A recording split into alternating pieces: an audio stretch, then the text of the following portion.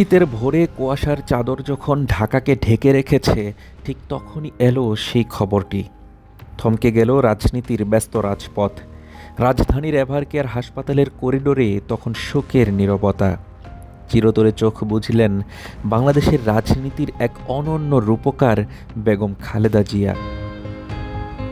অবসান হলো দীর্ঘ ৮ দশকের এক বর্ণাঢ্য এবং ঝঞ্ঝা বিক্ষুব্ধ যাত্রার।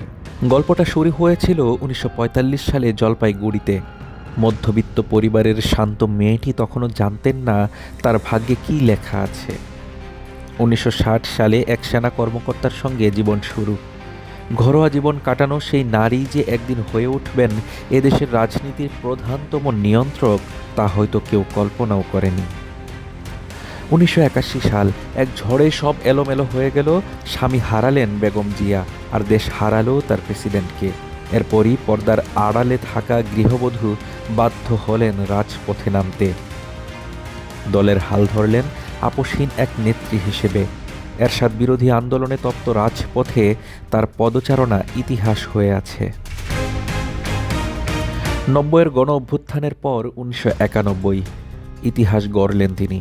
বাংলাদেশের প্রথম এবং মুসলিম বিশ্বের দ্বিতীয় নারী প্রধানমন্ত্রী হিসেবে শপথ নিলেন বেগম খালেদা জিয়া। তার হাত ধরেই এদেশে সংসদীয় গণতন্ত্রের পুনর্জন্ম হয়। প্রাথমিক শিক্ষা বাধ্যতামূলক করা আর নারী শিক্ষার প্রসার তার আমলের সেই বিপ্লব আজও দৃশ্যমান। কিন্তু সময় চিরকাল এক থাকেনি। ২০০৭ সালের ১১ থেকে শুরু করে পরবর্তী ১.৫ দশক বেগম জিয়ার জীবন ছিল লড়াই আর সংকটে ঘেরা।